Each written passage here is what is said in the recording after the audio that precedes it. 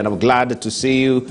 I trust that you had a lovely restorative night. You're ready to face this good day that the good Lord has afforded us. It is the last day of 2021, December 31st. And of course, we want also to look back on how this year has been. We discuss also about the leadership that we want to, or we are gagging for when it comes to 2022. So we shall be discussing with our panelists. We have with us Professor Dominic Mwenja, who is a governance and policy analyst. Also be joined later by Dr. Josephine Ojambo, who is a lecturer at Kenyatta University. Also virtually will be joined by Professor Chacha Nyaigoti Chacha, who is the chair of the Commission for University Education. And we'll be joined as well by Professor Alfred Omenya, who is a policy and governance analyst as well. Right, so we have a lot lined up for you today. Remember, today is Friday, and every Friday, Uongozi comes your way. Uongozi today, where we center our discussion largely on leadership. Right, remember also today is a big day in Uhuru Stadium, and we have our team there on the ground who will be giving you this live wall-to-wall, wire-to-wire coverage all the way from Uhuru Stadium. And at the top of the hour, that is at 8 o'clock, we'll be also joining our reporter on the ground to just give us the feel and flavor of what is happening today. Largely, there is all eyes that will be peeled on, and we'll be keeping out our ears as well to see and hear what is happening on the ground today. We shall also be discussing just a little bit of the Mulembe factor, and we know how that particular voting bloc has always been split. So will this be the ultimate linchpin that will put them together, this particular declaration from Bukungu Stadium, Bukungu 2 as they call it? So that is what also we shall be turning our focus on today here on Uongozi today. But let's see what is fresh off the press today. Extra, I don't have extra read all about it, but I do have the bold paper, the Standard, which is holding this particular headline today. Super coalition loading for Uhuru. Super coalition loading for Uhuru is what is a splash today. And it says House dominance. The partial late night victory in shooting down UDA changes to political parties. Amendment bill by allies of the president and former PM paves the way, subject to final passage, for the formation of a NAC-like coalition party to propel Raila to the presidency. And this story continues on page 8 of the Standard today. You know about this particular Political Parties Act that we saw a slugfest the day before yesterday in Parliament. And all the gritty details are given for you here inside the bold paper. Buhungu's 2 fresh litmus tests for ANC leader Mudavadi. That is another story that you want to follow on page 10 of the Standard today. Also inside today, remember you always have your pull-out magazine, Pulse magazine, so you can grab a copy for that as well. Primary schools push to host junior secondary school is on page 6 of the Standard. And vroom, year for Safari. You can follow the story on sports page 40 of the Standard today. Tough here as car insurance shoots up. Tough here as car insurance shoots up. Motorists with vehicles valued at less than 1 million shillings to be the hardest hit after insurance firms announced a minimum premium of 45,000 shillings. This story continues on page 9 of the Standard today. And in business, China's hand in weakening shilling. China's hand in weakening shilling is another story that you want to follow inside the Standard today. All right, let's see what we have also on the opinion pages. Michael Ndonye is talking about, quote unquote, he says, if our salvation as a nation is rested on the tribe and our president's backyard, then the much hyped devolution encapsulated in chapter 11 of our constitution was hewn in vain. That is what we have to, we can read on page 16 of the Standard as well. So make sure you grab the bold paper. Also, we have the Daily Nation for you, and this is what is holding for you this morning. I'll just use the hard copy today. Abolish boarding schools. This is what teachers are calling for. Abolish boarding schools. This is what teachers are calling for, and this is what is on the front page of the Daily Nation. They made the resolution at the close of head teachers conference in Mombasa. Abolish boarding schools. This is what teachers are calling for, to scrap or not, against the backdrop of increasing cases of students in discipline and congestion. Primary school head teachers are now proposing that the institutions be converted to day learning centers to give parents an opportunity to raise their children. Education CS George Magoha has welcomed the debate, but is it practical? That is a probing question. You have the story on page 4 of the Daily Nation today. And as I mentioned here, this on the flagger there, they met the resolution at the close of the head teachers conference in Mombasa. Another story that you want to follow, also the front page of the Daily Nation, why Uhuru Raila are in rush to pass party's law. Coalition talks between President Uhuru Kenyatta and ODM leader Raila Odinga are reportedly at an advanced stage with a February deadline to unveil the structure of the alliance. The bill proposes to change the Political Parties Act to allow registration of a coalition outfit, ensuring a presidential candidate and running mate will be on the ballot under the outfit and its symbols, as opposed to the current situation. You have this story on page 7 of the Daily Nation today. Ruto's dilemma over defections from UDA. It's the season. Fears of anticipated fallout from party nominations has rocked UDA much sooner, fearing defections from DP Ruto's camp.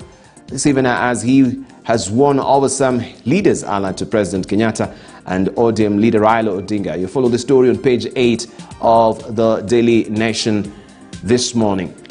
Right, let's see what we have. We buckle down to business, and Business Daily is holding this particular headline for us, where top investors made money in 2021. Where top investors made money in 2021. Here in review, returns from government securities gave the best returns, with the property market trailing.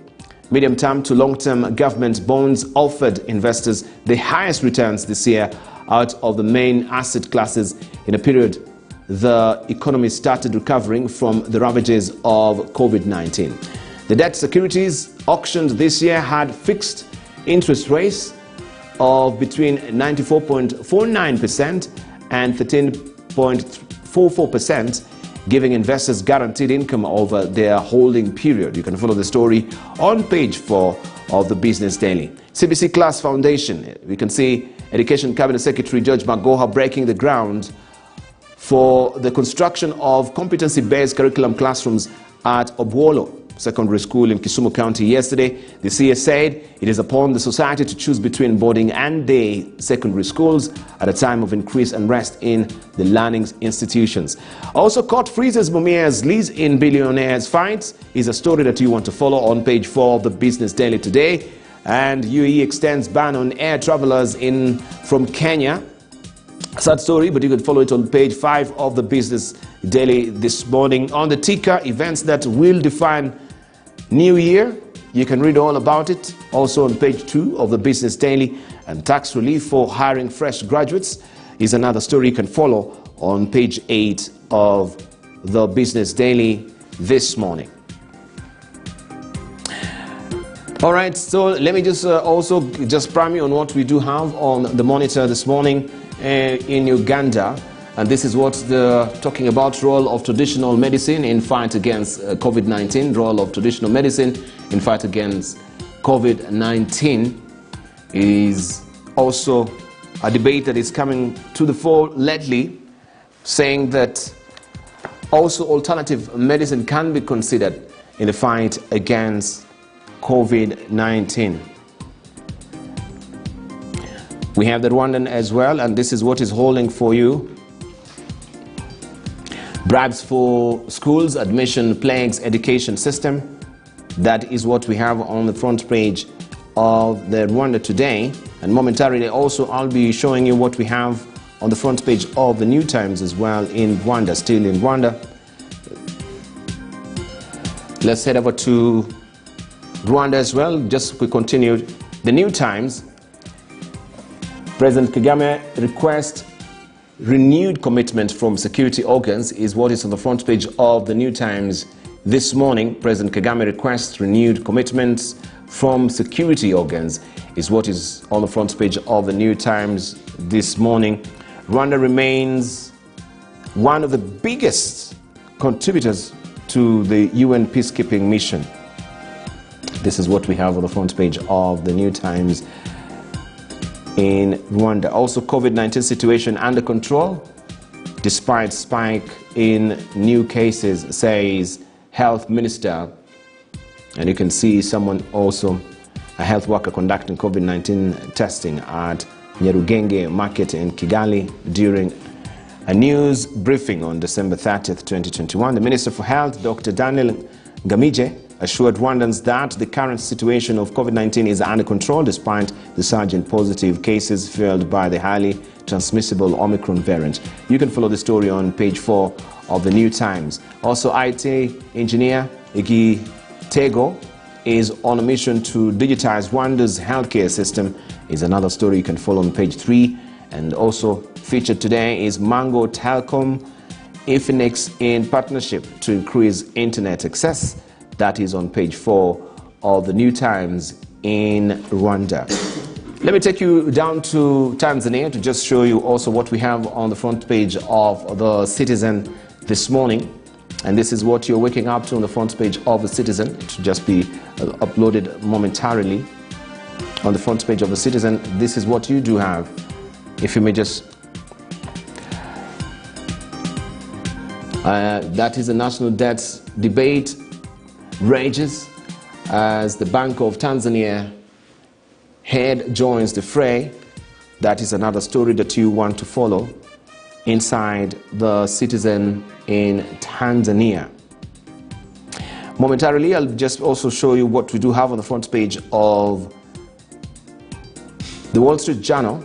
And this is what you're waking up to on the front page of the Wall Street Journal this morning.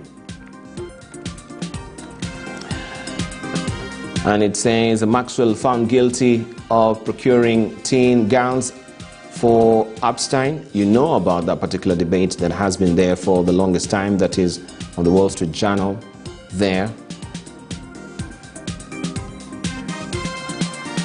And it says decision. This is Ghislaine Maxwell, who's shown here. As the verdict was read, was found guilty of 5 of 6 counts in a sex trafficking case, capping prosecutors' pursuit of the long-time confidant of disgraced financier. You can follow the story on page 3 of the Wall Street Journal. Also, IPO's big year ends low with 11th hour sell-off. 2/3 now trade below debut price as looming rate increases and giving investors a pause there. Patents for COVID-19 vaccines prompt high stakes disputes. That is another story you can follow. Also inside the Wall Street Journal on page 4. Rivals tap cash piles to win in cloud is another story you can follow. All right, we just want to show you also what we do have on the editorial pages with our cartoonist. And we'll begin with the editorial cartoons that we do have in the Daily Nation, the Standard, and also the Star. And this is what we have inside. This is what we have inside the Standard today, and it's all about Gado, and telling us or drawing for us this particular caricature.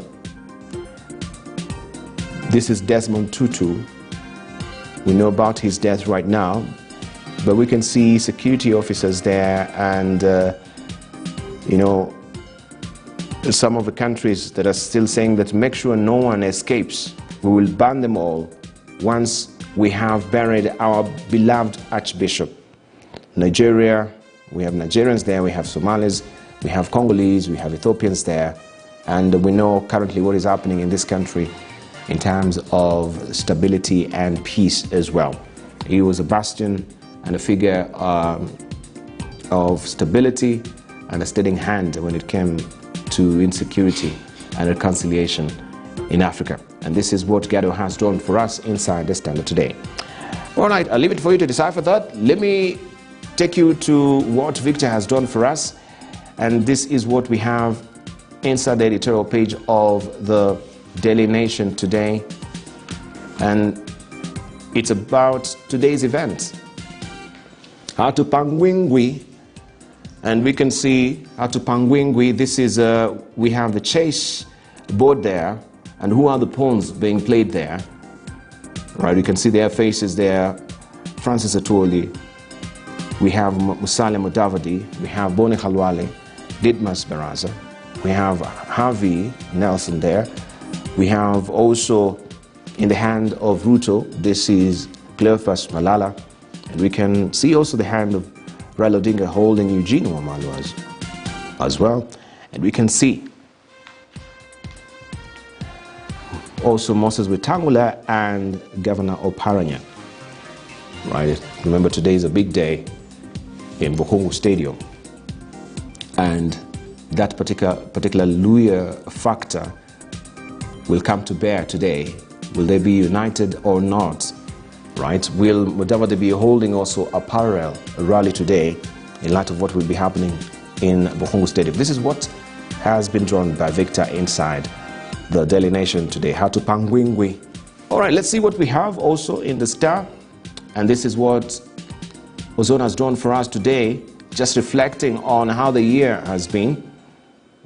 And this is what Ozone has drawn for us today inside the Star. Well, if you may recall, a lot of things have happened. First of all, we can see that is the former governor also with his phone as well, with the video leaks that he's been revealing all the way throughout the year. People are also having bugbears and fears when it comes to talking to Sonko. They don't know if they'll be, tapped or recorded or not. And that is Sonko there. We can see also there is Governor Waigoro joining the wheelbarrow movement, and she's in that wheelbarrow, that is UDA. That also was another event also that made the year. We can see the coffin there of BBI with the pronouncements from the court. And we can see as well the OCA principals there jumping every which way on each other, right?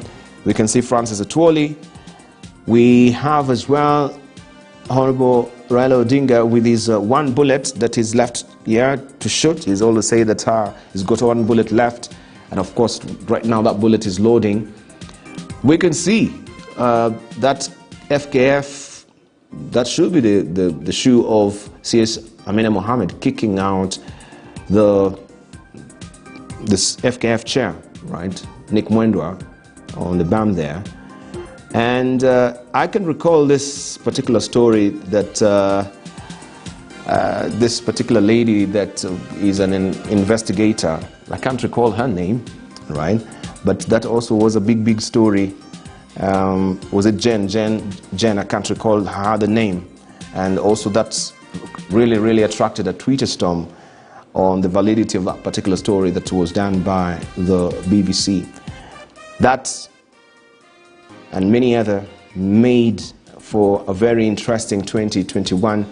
And this is what Ozone has done for us inside the Star this morning. Those are your editorial pages. In a moment, remember, we shall be joined by Fred, that is Alfred Omenya, and also we shall be joined by Professor Chacha Nyaigoti Chacha. We have with us already in studio Professor Dominic Mwenja, and we'll be joined also much later in the course of a program by Dr. Josephine Ojiambo, who is a lecturer at the University of Nairobi. But let me just chime in a bit with Professor Dominic Mwenja, just to contribute on what we're seeing on the dailies today, particularly on the story of abolishing boarding schools. This is what the teachers are really gagging for right now. And it's bound to really spark a lot of debate, as it were. And the probing question that is being asked, is it practical, right? Professor, good to see you. Nice to see you. Mm-hmm. Yeah, so you've seen the daily, this particular debate on the boarding schools being abolished. And I know it's not the first time we've had this. We had also the former Secretary General of NATS, Wilson Sossion, also advocating for abolishing the boarding schools. What will be your take? Do you think if we go that way, we'll actually be trying to stem the rising cases of infernos in school, the indisciplines that we've been having lately. And I can see also later, if you go to page 5 of the Daily Nation also, Magoa wants gay learners taken to day institutions. What is happening with our schools? Dibal, this issues about schools has never stopped to amaze me. I was part of the National Steering Committee on Education Reform that was appointed Mama Tiangi in 2016. And we discussed CBC for almost 3 years. And part of the problems that we have now are some of the issues we did not fully discuss during that time. Now, the issue of abolishing boarding schools is a lazy way out. And it's a lazy way out because we have allowed our children to run our boarding schools. We have allowed our children, well, first of all, if we abolish boarding schools, it would change the national character of our secondary schools, and especially secondary schools, where children are growing in the same county where they were born. They go to high school there, they go to primary school there. The national character of education will forever be changed. When it comes to boarding schools and the national schools, the way the structure is now, that's where we have this formation of national characters amongst our people. Where you have a school like, let's say like Alliance or any of the other boarding schools across the country, where you have kids who are coming from every county in this country. Yes. And that is the formation of a national character. Now, when we decide that we are going to have only day schools, that means even the kids who could have mixed up with kids from other ethnic communities, from other regions across the country, we deny them that opportunity.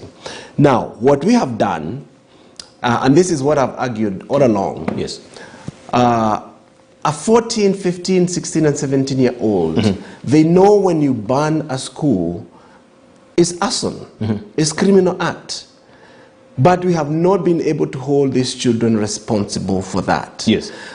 When we go and tell them, okay, go ahead, ban schools, your parents will come and repair the schools, that does not deter them from doing what they know is wrong. When that child sneaks out of school, goes and buys gasoline, petrol, yes, and a box of matches to come and burn a school, what are we telling them?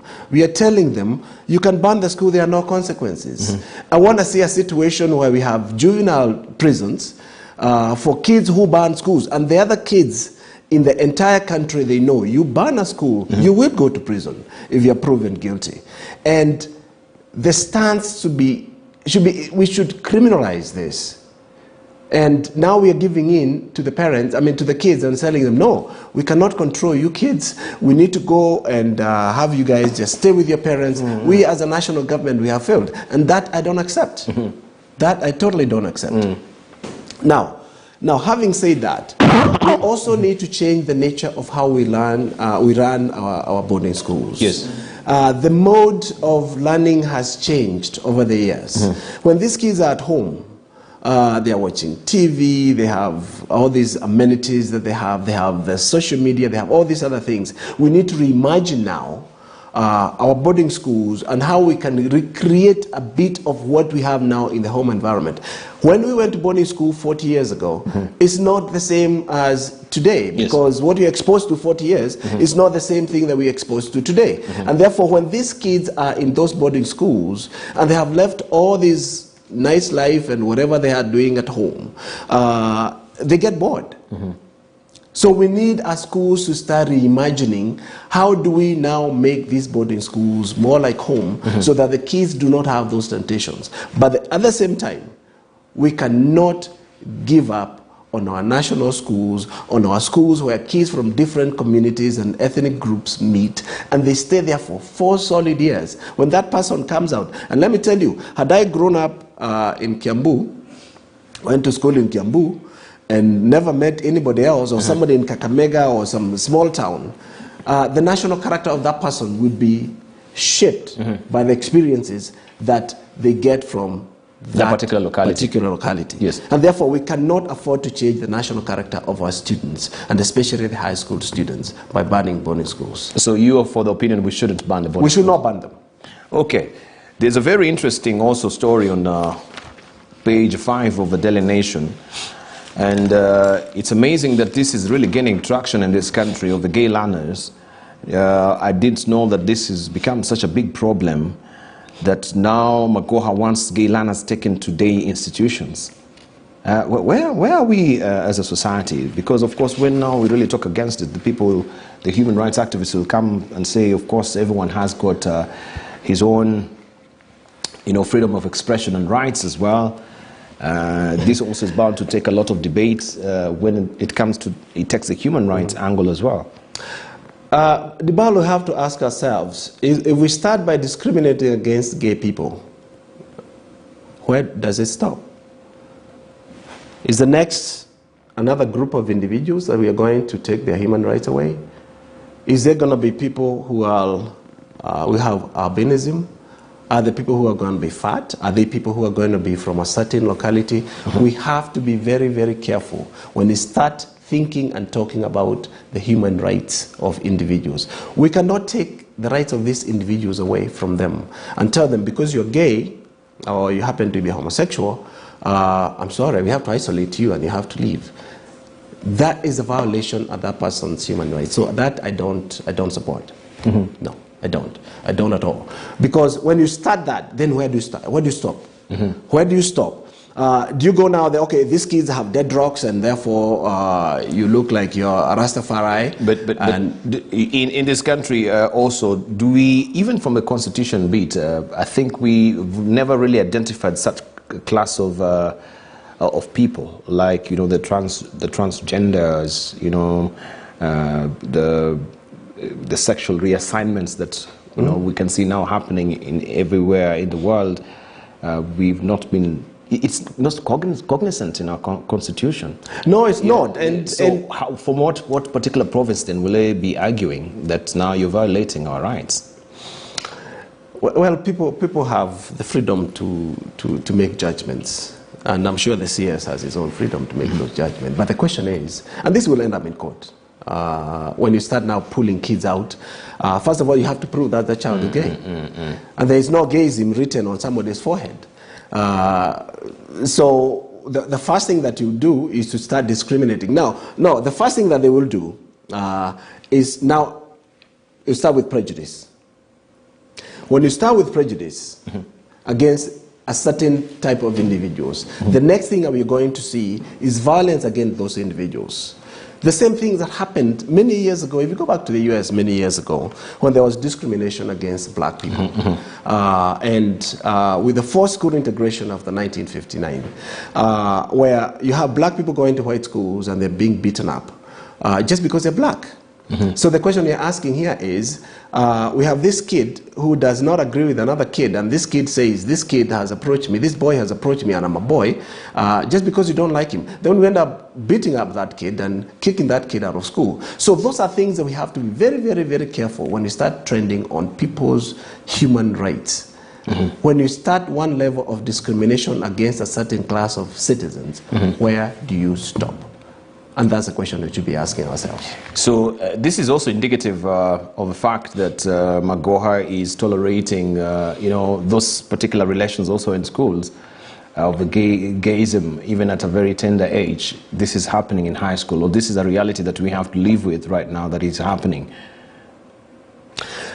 It is happening. If we say it's okay, since we cannot allow you to be in boarding schools, you might just go and do what to do, just become a day school learner instead of being, in a boarding school. Let me tell you, and especially even in girls' schools, during our time, way back when, we used to be those kids, and you go, okay, they behave funny, they do whatever, but we should not get a certain class of individuals who happen to be citizens of this country and deny them those rights. What we have to do is the social environment around the schools. How do we look at these individuals who we suspect are gay Because I highly doubt there are kids who are openly gay, and you can see the boys are doing the things that they do in gay communities and all that in primary schools, in other countries in the open. But the question we'll be asking ourselves is, how do we make sure that these kids, no matter what their lifestyle is, are able to finish their school without necessarily interfering with the learning environment of the other kids in the school? And that's something that we can be able to, we leave that to the administrators, or we have a national conversation around that.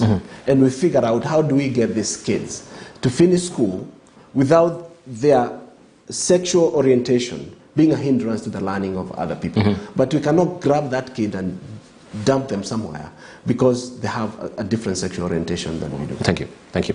Right. We want to take a short break right now. When we circle back, we continue with a bit of news. Then we'll be joined, of course, with our panelists. We continue with the conversation. The leadership that we want in 2022 is what will be our focus on, looking also at the big story today, which is the Mulembe Factor and the Bukungu Declaration, the second one that will be happening today all the way from Kakamega, the Bukungu Stadium.